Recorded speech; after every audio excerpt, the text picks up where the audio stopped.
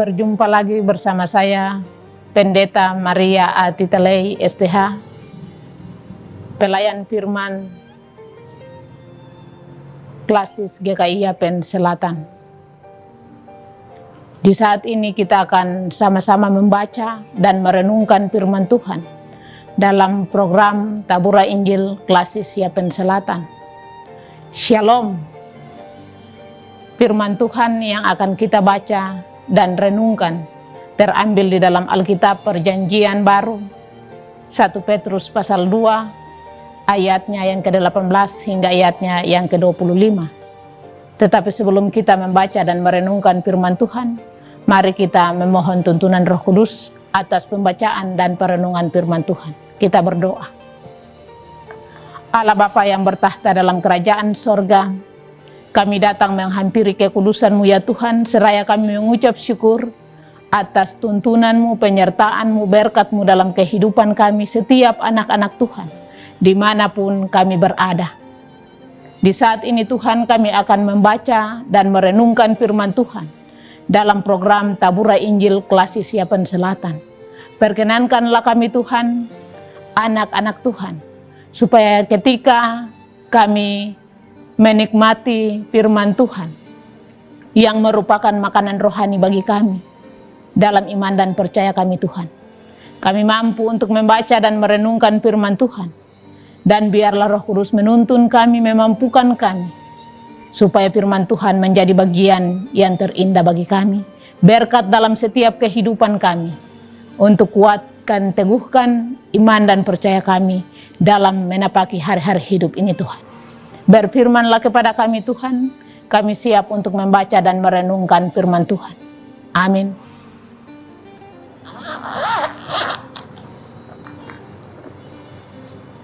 Firman Tuhan terambil di dalam Alkitab Perjanjian Baru 1 Petrus pasal 2 ayatnya yang ke-18 hingga ayatnya yang ke-25.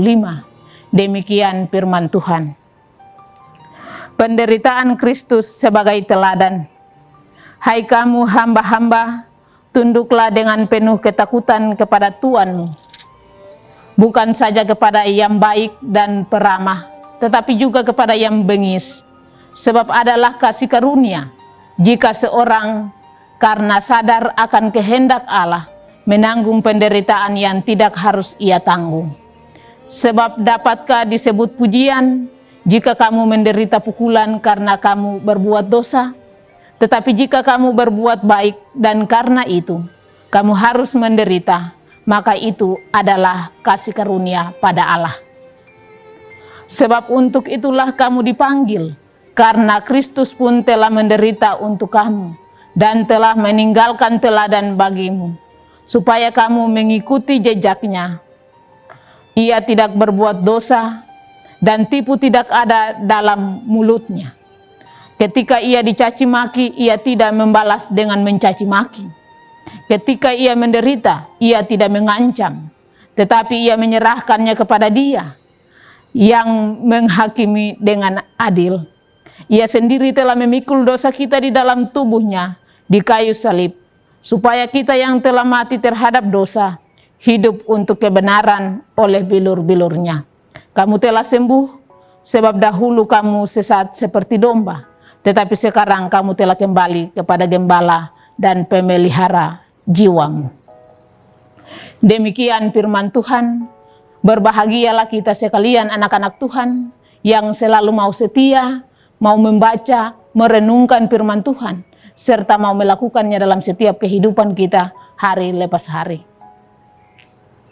Pemirsa Tabura Injil yang dikasihi dan diberkati oleh Tuhan kita Yesus Kristus.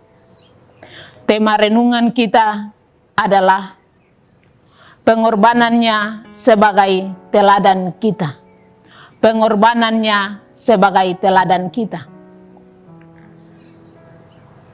Pembacaan firman Tuhan yang telah kita baca tadi di dalam 1 Petrus 2 ayatnya yang ke-18 hingga ayatnya yang ke-25. Dan yang menjadi ayat renungan kita adalah di dalam 1 Petrus pasal 2 ayatnya yang ke-21. Sebab untuk itulah kamu dipanggil, karena Kristus pun telah menderita untuk kamu, dan telah meninggalkan teladan bagimu, supaya kamu mengikuti jejaknya. Mengikut Yesus bukanlah hal yang mudah. Mengikut Yesus berarti kita harus menyangkal diri dan memikul salib kita tiap saat. Semua orang di dunia ini tanpa terkecuali pasti pernah mengalami masalah. Masalah sakit, penyakit, penderitaan, kesesakan, dan sebagainya. Adalah bagian dari kehidupan manusia selama di dunia ini. Berbicara tentang masalah dan penderitaan, tidak seorang pun yang rela untuk mengalaminya. Walau kenyataannya, hampir semua orang pernah menderita. Masalah dan penderitaan itu datang bukan karena dicari, meskipun begitu saja datang tanpa diundang. Sekalipun kita berusaha untuk lari dan menghindari, akhirnya ia datang juga dan melanda hidup kita. Tetapi Alkitab wajib bagi kita. Di dalam Alkitab bacaan kita 1 Petrus pasal 2 ayatnya yang ke-20. Sebab dapatkah disebut pujian jika kamu menderita pukulan karena kamu berbuat dosa? Tetapi jika kamu berbuat baik dan karena itu kamu harus menderita, maka itu adalah kasih karunia pada Allah. Saat ini kita hidup di hari-hari akhir di mana Tuhan akan memurnikan umat-Nya. Masalah dan penderitaan bagi orang percaya merupakan suatu proses pemurnian yang harus dilewatinya. Setiap kita anak-anak Tuhan, siapapun dia, kita melewati pemurnian yang harus kita lewati dalam kehidupan kita sebagai anak-anak Tuhan. Penderitaan bisa saja terjadi karena perbuatan iblis, karena pencuri datang hanya untuk menentukan dan membunuh dan membinasakan. Yohanes 10 ayat 10a. Menjadi tugas kita untuk melawan segala tipu muslihat iblis. Lawanlah dia, iblis, dengan iman yang teguh. Sebab kamu tahu bahwa semua saudaramu di seluruh dunia menanggung penderitaan yang sama. 1 Petrus pasal 5 ayatnya yang ke-9. Pemirsa tabur Injil yang dikasihi dan diberkati oleh Tuhan kita Yesus Kristus. Dalam firman Tuhan 1 Petrus pasal 2 ayatnya yang ke-18 hingga ayatnya yang ke-25. Petrus menasihati kita sebagai pendatang di dunia bahwa adalah kasih karunia ketika kita sadar akan kehendak Allah untuk menanggung penderitaan yang tidak harus kita tanggung. Sebab untuk inilah kita dipanggil, yaitu untuk mengambil bagian dalam penderitaan Kristus. Kristus sendiri telah memberikan teladan bagi kita lewat penderitaannya dalam karya penyelamatan manusia. Kita harus ingat bahwa Kristus yang sama sekali tidak berdosa telah dibuat menjadi berdosa oleh kita. Dan karena itu, ia harus menanggung segala dosa kita di atas kayu salib. Namun, ketika Yesus dicaci maki, ia tidak membalasnya dengan cacian maki. Ketika Yesus menderita, ia tidak mengancam, tetapi menyerahkan kepada Bapa yang menghakimi dengan adil. Kristus rela menderita agar kita diselamatkan dan kita yang telah mati terhadap dosa hidup untuk kebenaran. Bagaimanakah respon kita anak-anak Tuhan terhadap anugerah yang telah diberikan kepada kita secara cuma-cuma dalam hidup ini? Seringkali kita masih hidup di bawah kedagingan kita. Kita masih menikmati dunia kita. Dan juga kita masih mau hidup bersama dengan dunia ini, dengan segala tawaran dunia ini, tanpa kita semua mengingat penderitaan Kristus di tiang kayu salib bagi kita semua. dalam menebus dosa kita semua. Untuk itu, dalam kehidupan kita, nyatakanlah bersama Tuhan dalam iman dan percaya kita, respon kita kepada Tuhan sebagai anak-anak Tuhan, bahwa kita mau taat dan setia kepada Tuhan dalam setiap kehidupan kita, baik itu kita sebagai anak-anak, orang muda, orang tua, bahkan semua kita harus mampu untuk respon apa yang telah Kristus lakukan bagi kita demi dan menebus dosa kita semua. Jika kita telah diselamatkan supaya kita hidup untuk kebenaran, mengapa kita masih sering berkompromi dan banyak pertimbangan, padahal kita sudah tahu konsekuensi mengikut Kristus? Memang tidak mudah, tetapi ingat bahwa di dalam penderitaan Tuhan selalu ada untuk membela kita, dan pasti ada maksud di balik semuanya itu. Oleh karena itu, jangan takut menderita bagi Tuhan, sebab itu adalah kasih karunia Allah bagi kita. Karena Tuhan Yesus senantiasa menyertai dan memberi kekuatan kepada kita dalam kehidupan kita sebagai anak-anak Tuhan. Di balik masalah yang kita alami, di balik penderitaan yang kita alami, ingatlah ada maksud mulia yang Tuhan berikan bagi kita. Karena itu, tetaplah kuat dan jangan pernah mengeluh dalam hidup ini. Serahkanlah semua beban pergumulan itu kepada Tuhan, dan sambil tetap setia menanti jawaban Tuhan.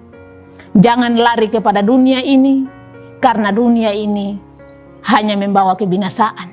Datang kepada Tuhan, Sang Pemberi hidup, datang kepada Kristus, dan mengikuti contoh dan teladan Kristus dalam hidup kita sebagai anak-anak Tuhan.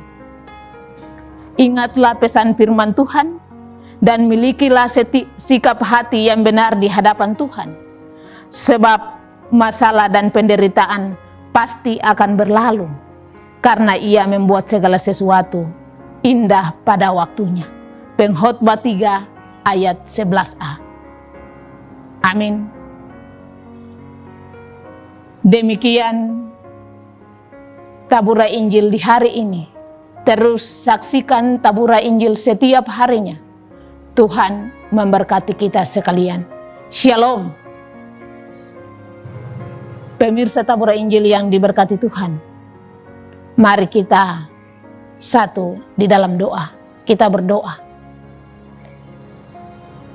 Puji dan syukur kami naikkan kepadamu Tuhan, karena Tuhan telah memberkati, menyertai kami dalam pemberitaan firman Tuhan. Ketika firman Tuhan telah kami baca, firman Tuhan telah kami renungkan dalam pemberitaan firman Tuhan di program Tabura Injil Klasis Yapen Selatan. Layakkan mampukan setiap anak-anak Tuhan ketika mereka memberikan waktu untuk membaca, merenungkan firman Tuhan lewat program Tabura Injil dimanapun mereka berada Tuhan. Layakkan mampukan mereka, berkati mereka Tuhan, supaya mereka mampu untuk membaca dan merenungkan firman-Mu. Jadikanlah kehidupan mereka Tuhan tanah-tanah yang subur, supaya ketika firman Tuhan selalu mereka baca dan renungkan, mau merubah seluruh kehidupan kami setiap anak-anak Tuhan. Kami pun berdoa di saat ini pula Tuhan, menyerahkan setiap anak-anak Tuhan di mana saja mereka berada. Ketika mereka menyaksikan program Tabura Injil ini Tuhan, mereka akan menjadi berkat bagi orang lain dimanapun mereka berada. Berkatilah program Tabura Injil ini Tuhan, dalam setiap harinya ya Bapa. Berkati setiap anak-anak Tuhan yang selalu mau menyiapkan firman Tuhan lewat program Tabura Injil ini Bapa. Dalam setiap kehidupan mereka, baik itu sebagai orang muda, berkeluarga, dalam segala tugas dan tanggung jawab mereka diberkati oleh Tuhan. Terima kasih Tuhan, terima kasih Bapa di sorga. kami telah mengucap syukur kepada Tuhan dalam pemberitaan firman-Mu. Dalam nama anak-Mu Yesus Kristus, Tuhan firman yang hidup, kami telah berdoa dan mengucap syukur kepada Allah Bapa dalam kerajaan sorga. Amin.